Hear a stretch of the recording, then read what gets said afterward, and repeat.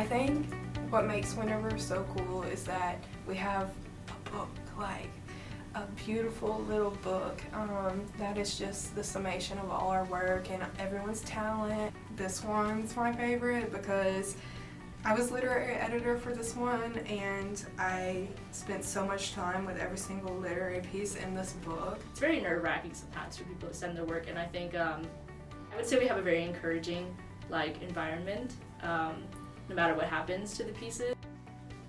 It's a great publication, award-winning publication. We're run by students, and we publish students, faculty, staff, and alum. The submissions that we accept most predominantly are poetry and prose, which is what I handle, and then we also publish videos, audio, and art submissions. Photography, visual art, so painting or drawing, sculpture, collage, like anything, digital art even.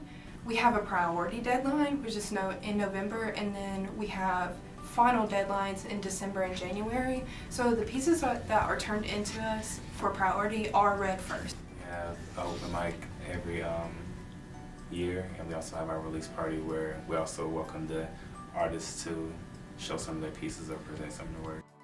I love when people show up just to watch their friend. Like, that's so nice. I think that's one of the reasons that Windhover is so vital, is to show you that there's people like you at NC State and connect you to those people.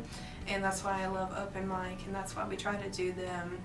I really encourage people to volunteer with Windhover because it's such a small time commitment, but the experience you get is so valuable for the time that you put in.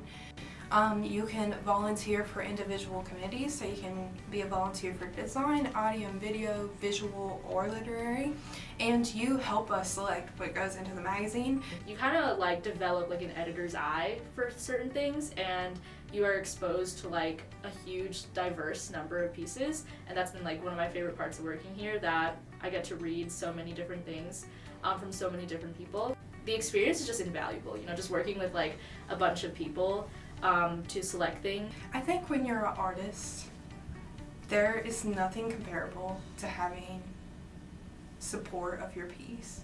And I think so many people want to share the creativity they have, but they don't have a place to do it because publishing can be really, really difficult, and it is difficult once you leave college. So if you want that experience now with a community that you trust and know, submit to Windhover.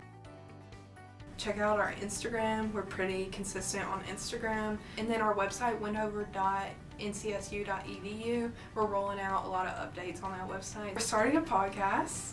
It's going to be about all things arts at NC State.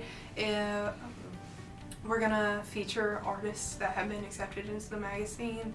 And it'll just be a look into us as staff, because you don't really get to know us a lot because we're kind of working behind the scenes. But the title of the podcast is going to be Wind Over the Air. Yes, we just decided that this week. We're hoping to get that up by fall.